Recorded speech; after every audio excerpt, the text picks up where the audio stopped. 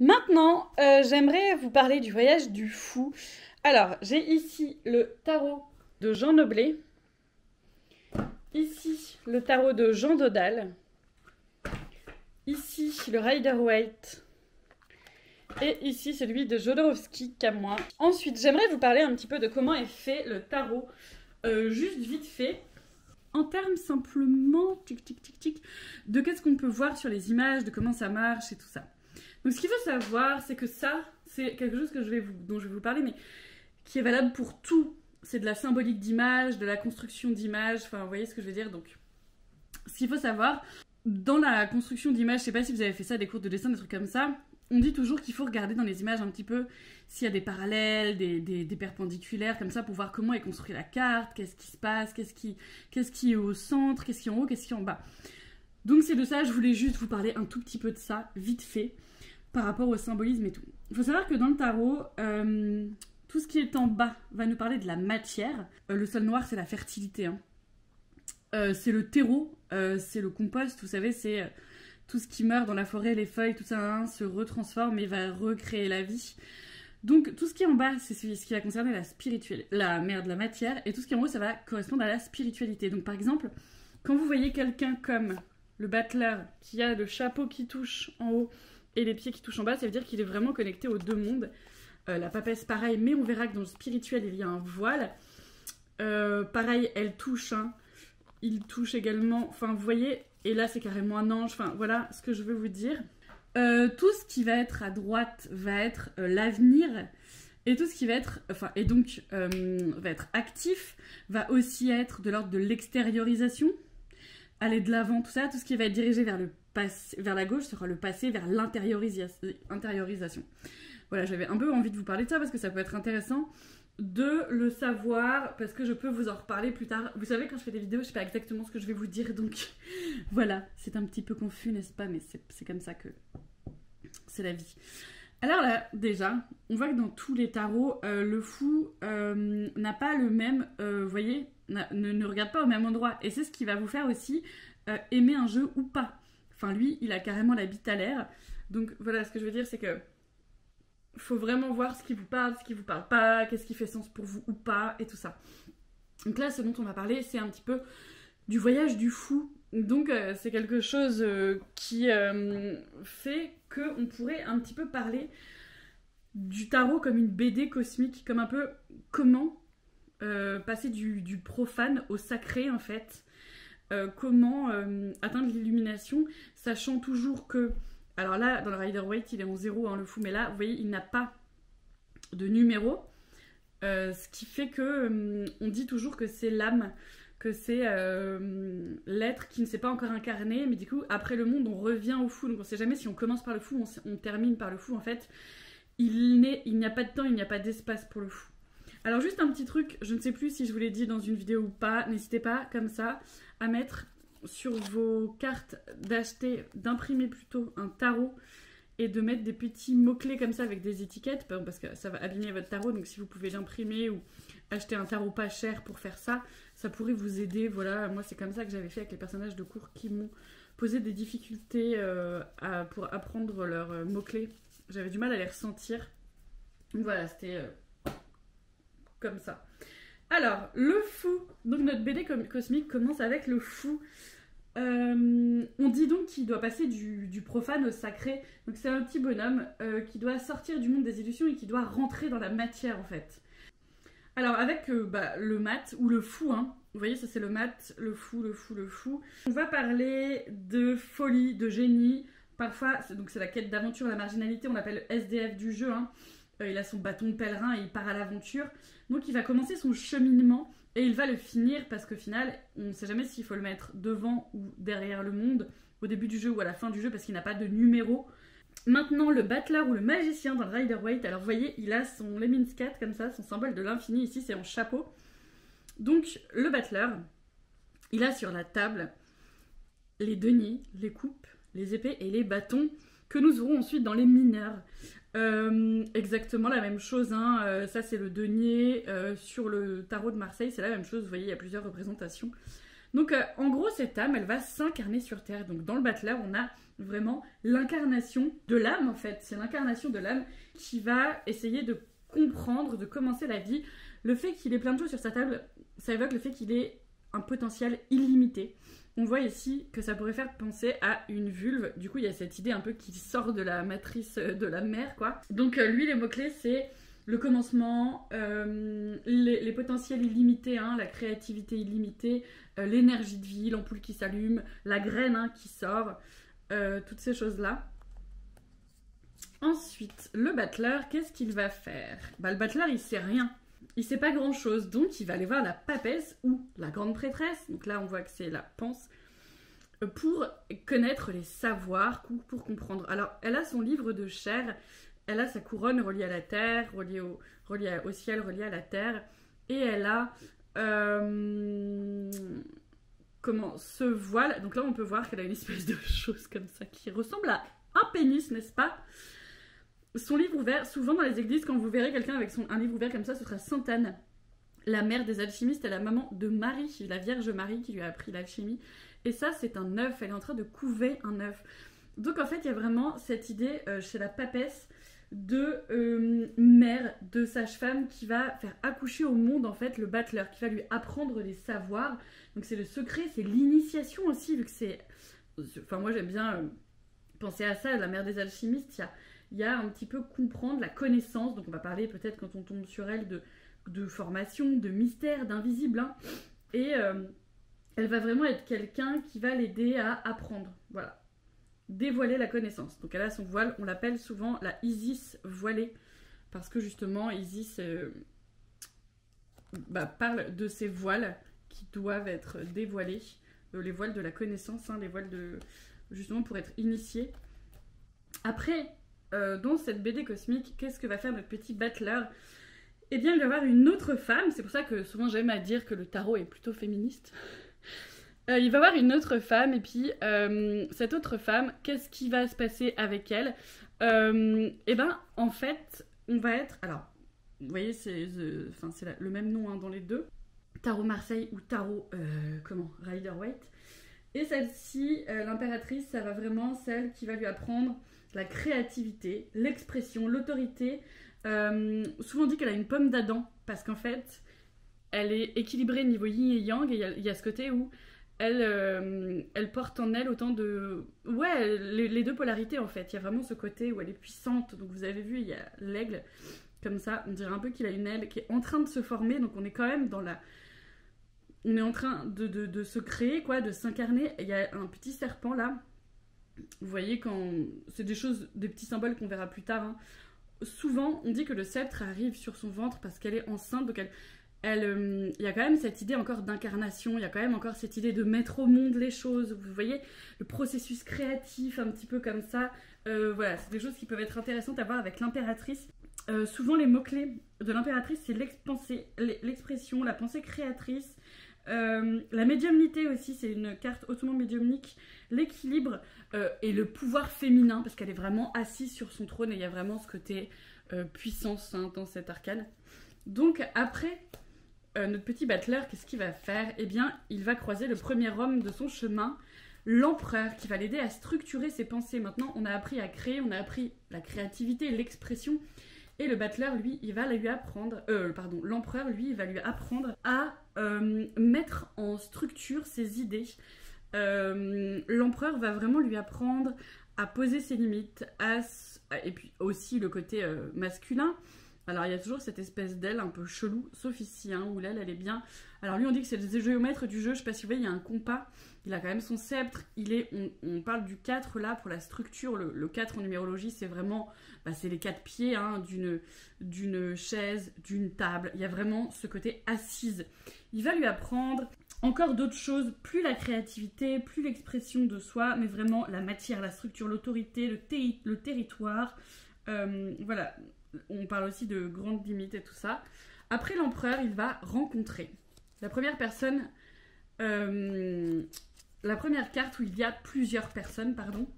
Alors le hiérophante hein, chez le Rider-Waite et puis le pape chez le tarot de Marseille. Donc, alors le pape a extrêmement beaucoup de symboles. Je vous invite à faire des recherches sur ça. Hein, le 3 encore, hein, le Père, le Saint-Esprit et le Fils, le Père, le Saint-Esprit, la croix, comme ça, je vous invite à faire ces recherches-là. Donc, premier arcane où il y a 3 personnes. Donc, on parle souvent que le pape doit nous aider à relier notre cerveau droit et notre cerveau gauche. Vous savez, il y a le cerveau plus analytique et le cerveau plus créatif, plus intuitif. Le pape, en fait, il va lui apprendre à mettre de la spiritualité dans sa vie, même si la papesse l'avait quand même déjà un petit peu fait, hein, puisqu'elle est initiatrice. Mais le pape, ça va être le côté un peu plus ramener le spirituel dans la matière et un petit peu le côté orateur. Ça va vraiment être quelqu'un qui va nous apprendre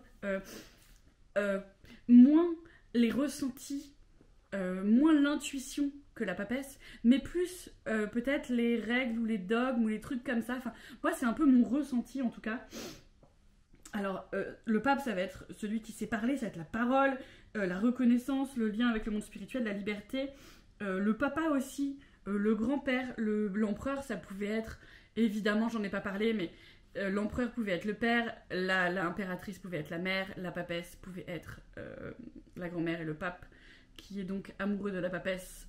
C'est pour ça aussi que ce n'est pas forcément dans le catholicisme ni dans la chrétienté, puisque les papes et les papesses, la papesse ça n'existe pas, hein. C'est aussi pour ça que c'est un jeu tout à fait où le féminin a une place importante.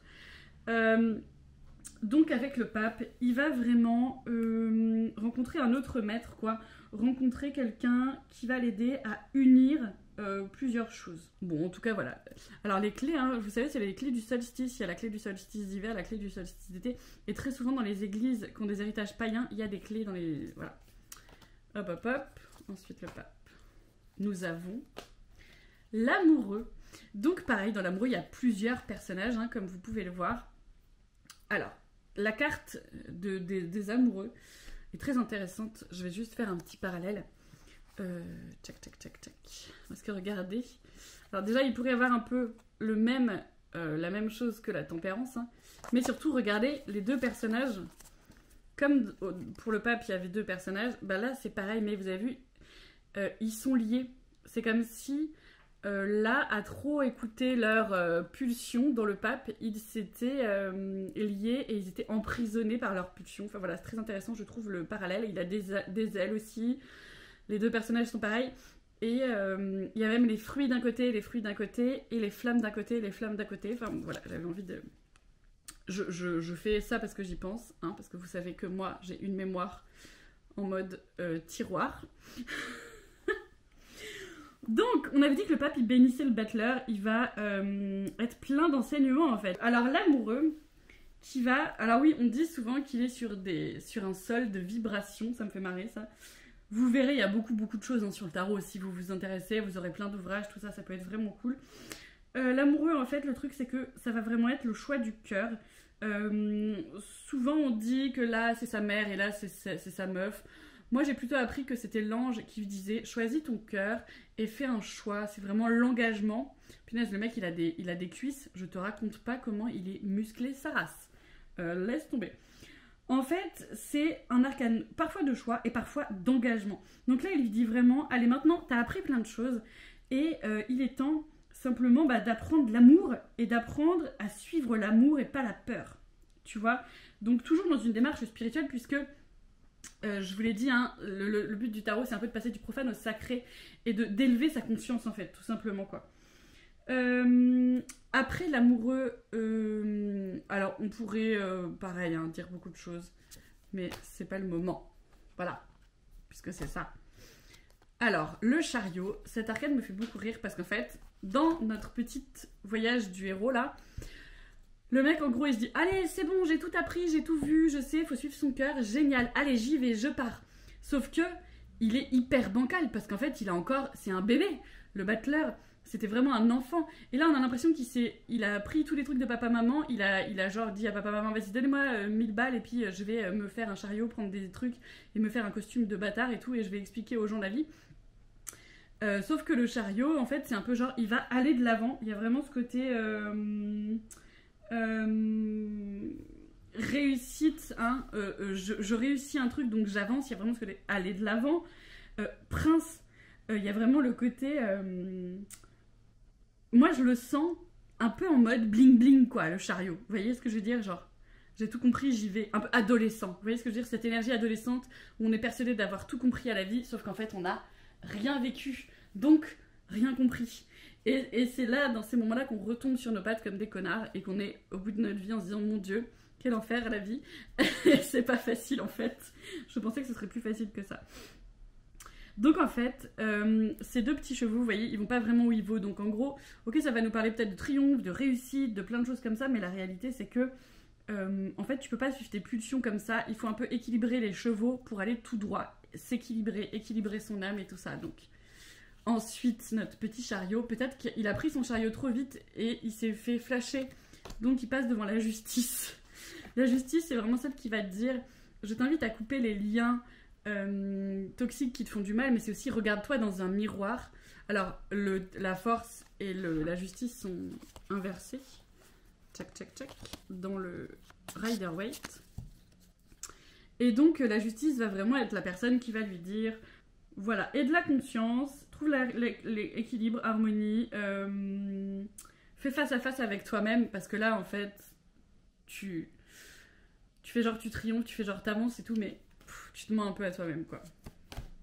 Après la justice, il se dit, bon bah elle a raison, je pars dans ma grotte chercher un maître Yoda, un grand sage, Merlin l'enchanteur, un chaman, qui va pouvoir m'apprendre des choses parce que je comprends que je ne sais pas tout. Le rouge, c'est l'action, c'est plutôt le yin, et le bleu dans le tarot, c'est plutôt l'introspection, c'est plutôt le yin, pardon, le bleu, l'introspection, et le yang, le rouge, l'action, passif, actif, voilà, c'est juste comme ça pour info. Donc pareil, hein, il a sa lanterne qui va nous guider dans la nuit, et puis on sent vraiment la sagesse, on sent vraiment la vieillesse, et puis il regarde à gauche, donc il va aller dans notre passé un petit peu pour aller fouiller dans nos liens transgénérationnels ce qui va pas. Donc c'est la profondeur, c'est la solitude, c'est le rapprochement de la nature, l'initiation, hein, le cheminement et tout ça, et la lenteur. On est sur une carte lente qui va vers le passé. Ça, c'est vraiment des choses à regarder. Ensuite, nous passons à l'arcane de la psychanalyse, souvent on l'appelle, qui est la roue de fortune. Donc c'est vraiment le changement et aussi les lois de cause à effet, le karma et la répétition. Si tu continues à toujours faire les mêmes erreurs, il n'y aura pas de changement. Enfin, je veux dire, c'est complètement fou de... Il y a une citation comme ça qui est complètement hallucinante. Enfin, c'est complètement con de penser qu'on va faire la même chose et que le dénouement va être différent. Non, si tu fais toujours les mêmes erreurs, il va toujours se passer les mêmes problèmes.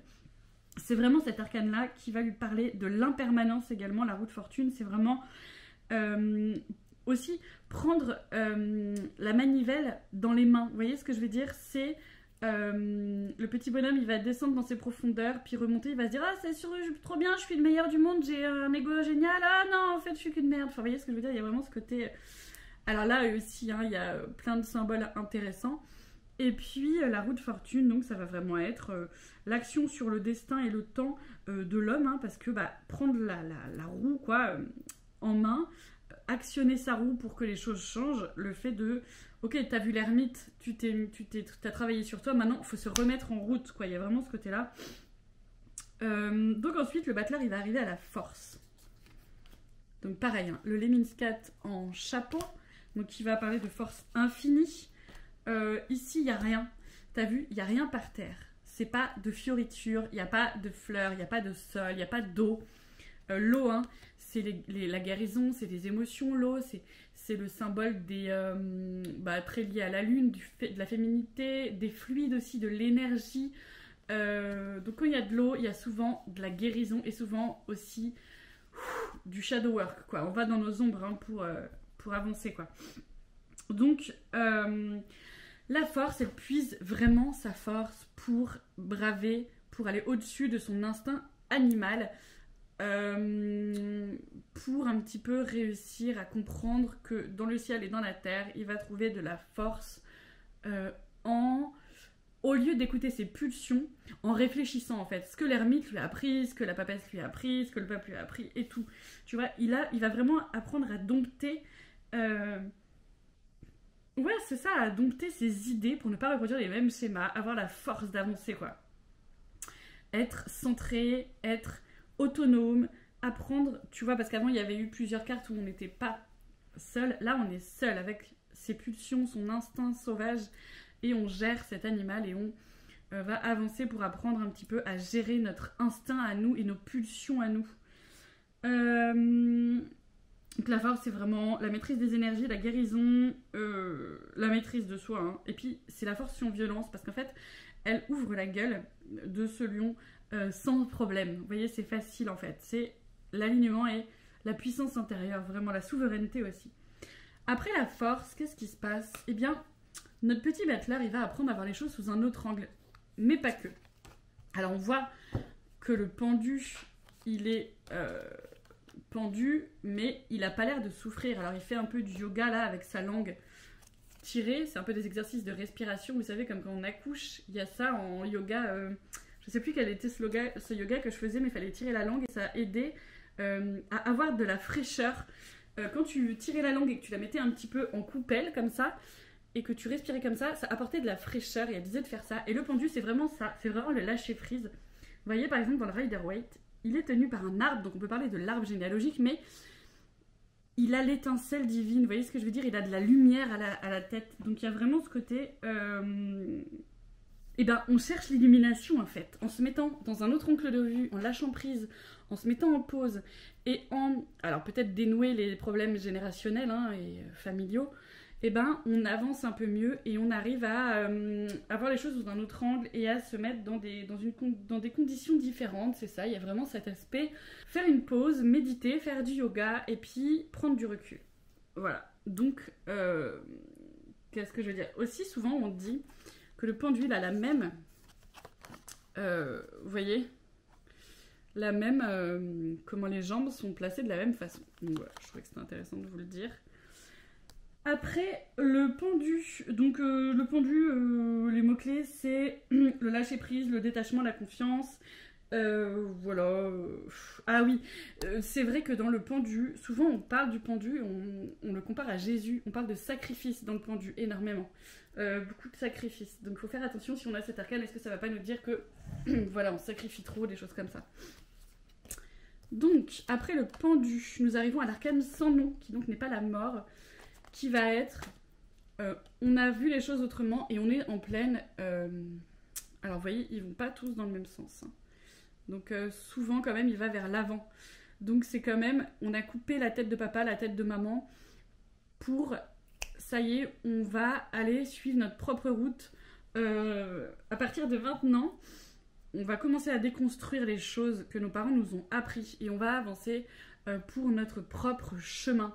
Alors, ce que je vous ai pas dit, c'est que on peut placer les arcanes de 1 à 10 et ensuite le reste. Le côté matière de 1 à 10 et après la 10, on passe sur la spiritualité. On passe aussi à l'enfance et on passe à l'adulte après le 10. Donc, c'est comme ça des portes un petit peu. Donc, voilà quoi. Ouais, des portes. Donc, on dit que dans la mort, il est en squelette. Donc, il est en total dépouillement, ce petit battleur là. Dépouillement, il se met à nu. On voit que ça, le squelette est bleu, donc c'est la connexion hein, au ciel. Et le reste est chair, donc comme le livre hein, de la papesse qui était en chair. Alors c'est la transformation, c'est le dépouillement, c'est la recherche de qui je suis, la recherche de l'identité. Voilà. Après, tic-tac, la tempérance. Après l'arcane sans nom, on arrive à la tempérance. La tempérance qui est l'arcane 14, ça va être l'arcane, la première fois qu'on voit un ange. Un ange sur terre. Cet ange sur terre, vous voyez, il est connecté et puis il a de l'eau. Donc je vous redis, mais l'eau, c'est l'intuition, c'est la guérison, c'est l'énergie, hein, c'est toutes ces fluides et ces choses comme ça. La communication entre les deux genres. C'est la respiration aussi, c'est... Inspire, expire, les énergies, j'ai déjà dit. Maintenant, qu'en gros, on s'est un petit peu dépouillé. On dit que c'est le Verseau, hein, elle verse de l'eau. Ah oui, d'ailleurs, je ne vous ai pas dit, les arcanes, je vous en parlerai plus tard. Quels sont les signes hein, des arcanes? Enfin, même si moi je m'en sers pas, mais peut-être ça peut vous servir à vous. Donc, c'est la communication des 3 plans. la communication aussi avec soi-même, hein, et puis les mondes invisibles. Mais pas que. On dit aussi, donc c'est un ange incarné, certes, mais c'est quelqu'un qui doit... Ça peut nous parler des excès. Qu'est-ce que, par exemple, trop d'alcool, trop de drogue, trop de trucs, où est-ce qu'on va trop loin? Parce qu'elle nous apprend à mettre de l'eau dans notre vin, la tempérance. Donc en fait, ce battleur, elle vient lui dire, à partir de maintenant, tu veux te construire en tant qu'adulte, très bien, il n'y a pas de souci, il faut maîtriser tes émotions, tes passions et tout ça, mais apprends la respiration, apprends le pouvoir des énergies, et apprends à mettre de l'eau dans ton vin. Donc au lieu d'être comme le chariot, complètement en mode j'y vais, j'avance et je m'en fous un peu, en mode conquérant, triomphe, je sais tout, allez tous vous faire foutre quoi. Contrairement au chariot, la tempérance nous dit non, tu vas te poser, tu vas te détendre, tu vas mettre de l'eau dans ton vin et tu vas apprendre. Apprendre sur les énergies, apprendre sur la guérison, des choses comme ça. Donc, check. Je me suis mélangé les pinceaux. Ensuite, nous arrivons sur l'arcane du diable, qui est une super arcane. Parce que quand le pape, donc on dit que c'est des ponts, hein, le 5, l'arcane du pape, et le 15, c'est 2 ponts spirituels matière. Donc c'est 2 arcanes très importants dans le tarot, un peu comme le 10 hein, de la roue de fortune qui fait passer du matériel au spirituel, enfin qui fait passer le battleur dans 2 mondes différents, dans 2 énergies différentes globales, quoi. Le diable, ça va vraiment être... Alors, justement... vous voyez, il est connecté à la terre, il est sur un socle de la matière, donc il est vraiment ancré dans la matière, le diable. Il a des êtres qui sont liés, emprisonnés, on pourrait dire que c'est des êtres qui sont...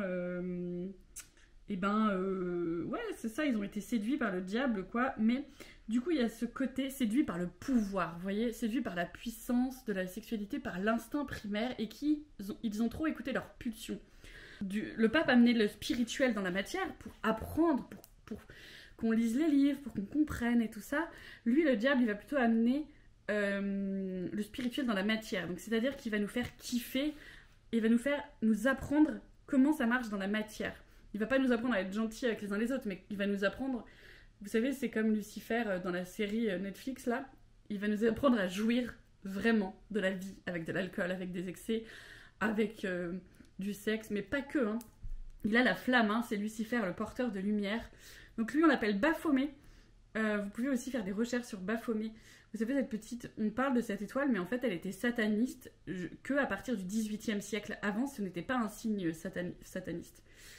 Donc, comme si ces 2 personnages-là, ils avaient été pas du tout capables de gérer leurs pulsions, et ils sont emprisonnés dans leurs pulsions sexuelles, dans leurs excès. Justement, la tempérance, elle nous apprenait à faire attention à nos excès. Hein. Elle nous disait hop, équilibre. Et le pape, là, il nous dit... Donc, par exemple, quand on tire l'arcane du pape, on peut parler des excès qu'on fait, de à quoi est-ce qu'on est lié, est-ce que c'est pas le pouvoir qu'on recherche? Il y a ces questions-là, comme ça. Donc, on va parler de charme, de dualité, la séduction. Alors, rien n'est jamais tout noir hein, ou tout blanc. Le diable, en latin, ça veut dire diabolos, et il y a quelque chose avec la dualité, c'est celui... Faudra que je regarde sur internet, attendez, je vais regarder tout de suite sur mon téléphone. Donc après le diable, notre petit battleur va aller dans la maison Dieu. Et là, cet arcane, donc la maison Dieu, hein, la maison de Dieu. Donc on parle quand même d'un lieu sacré, d'une église. Et là, on parle de déconstruction de l'ego. Alors c'est très phallique, la maison Dieu, vous voyez. Et il y a vraiment ce côté où on va casser beaucoup de choses. Alors certains, ils voient une fête, parce qu'on dirait qu'ils font la teuf, il y a quelque chose qui s'ouvre. Le bouchon du champagne s'est pété. Il y a vraiment un truc comme ça, quoi. Mais il y a ce côté où on parle d'un orgasme cosmique aussi. Enfin bon, ça me fait beaucoup rire. Voilà, donc la maison de Dieu, c'est quand même l'orgueil spirituel, en fait. Il y a vraiment ce côté, si tu tombes sur la maison de Dieu, tu sais qu'il va falloir déconstruire pas mal de choses que tu as apprises. Mais c'est la dislocation du moi. Tu vois, avant... encore, hein, je sais que c'est toujours comme ça. Enfin, le tarot, c'est une boucle, au final. Hein. Il se passe beaucoup de choses comme ça, quoi. Donc, bon, voilà. Je vais m'arrêter là pour la maison de Dieu. Je vous en reparlerai plus tard. Là, on en est vraiment que sur... j'ai vraiment juste envie de vous parler du fait que c'est une histoire, en fait. L'histoire du chemin initiatique vers l'illumination, en gros. Donc on rencontre l'étoile. Et l'étoile, c'est vraiment, on s'abandonne à la foi. Tu vois, la maison Dieu s'est éclatée. Là, on va complètement s'abandonner. Alors on dit qu'il y a 1, 2, 3, 4, 5, 6, 7, 8. 1, 2, 3, 4, 5, 6, 7, 8, c'est ça. Donc le symbole de l'expansion de l'illimité, hein, le 8. Elle verse les jarres, peut-être celle de la tempérance, dans l'eau. Et elle a la lune sur le front, donc le côté intuition à fond sur le 3e œil. Elle est vraiment connectée au ciel, l'étoile, et elle donne tout. Elle reçoit du ciel et elle donne à la terre. Donc c'est aussi en aspect mal aspecté, ça peut être le fait qu'elle donne trop. Du coup, ça fait que par exemple l'étoile, ça peut être l'abandon de soi, on donne trop, mais ça peut être l'abandon de soi à la foi. Ça peut être la foi, ça peut être la reliance à la spiritualité, ça peut être l'amour inconditionnel, donner, donner sans vouloir recevoir, la compassion, le pardon.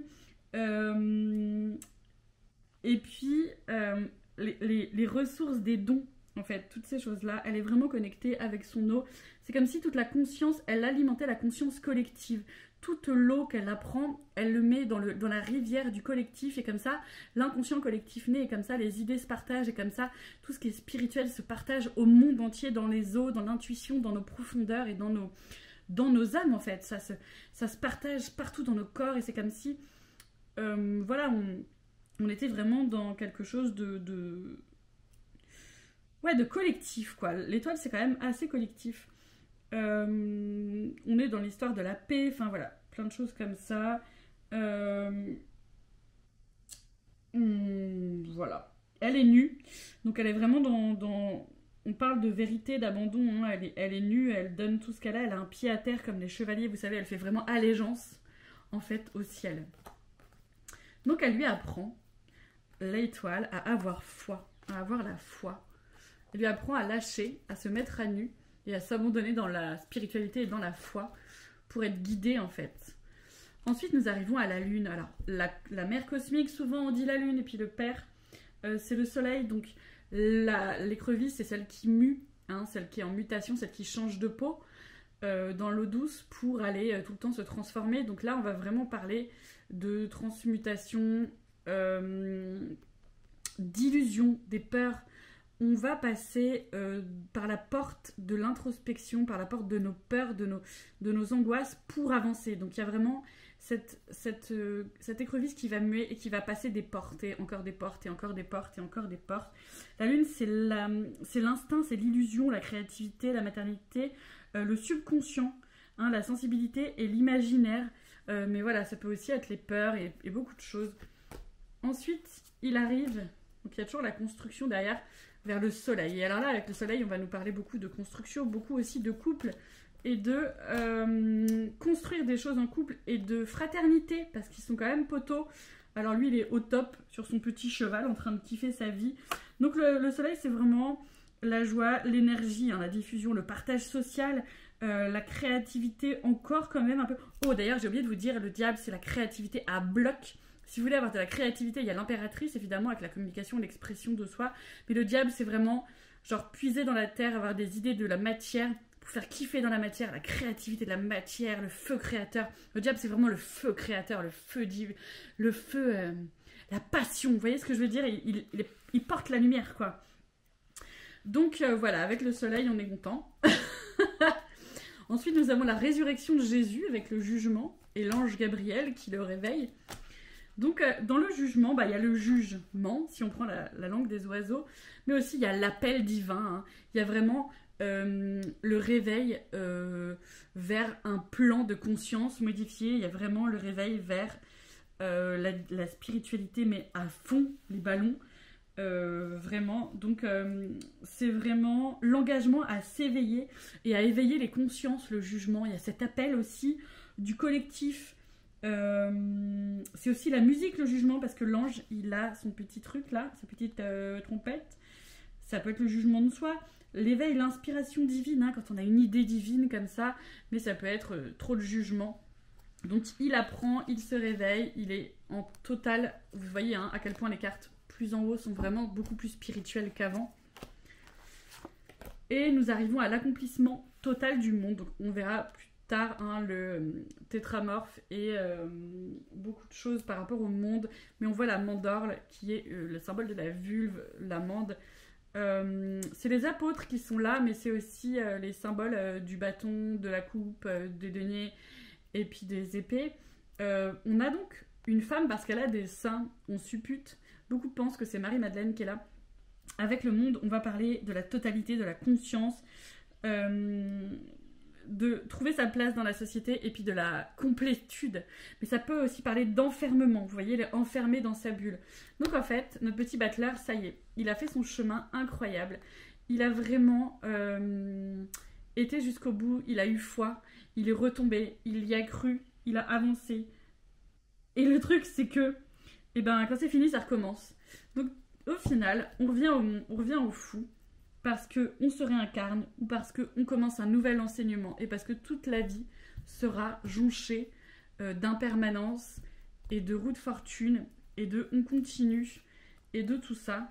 Et c'est voilà le voyage du fou, le voyage de l'initié, le voyage du profane au sacré, même si évidemment hein, avec le monde on arrive quand même à une espèce de confirmation incroyable, de conscience, d'unité en fait. On va vraiment le fait que la personne ait des seins mais on voit pas son sexe, ça fait vraiment qu'on est dans un truc un peu androgyne, donc il y a vraiment plus de dualité, il y a vraiment que de l'unité. Aussi elle a le laurier là, vous savez au milieu le laurier c'est la victoire, tout ça, donc il y a vraiment ce côté enfin, c'est très joli, cette arcane, elle est magnifique. Bon, après, ils ont tous hein, des aspects positifs, des aspects négatifs. Rien n'est négatif et rien n'est positif dans le tarot. C'est pour ça qu'il nous questionne, en fait, ce tarot.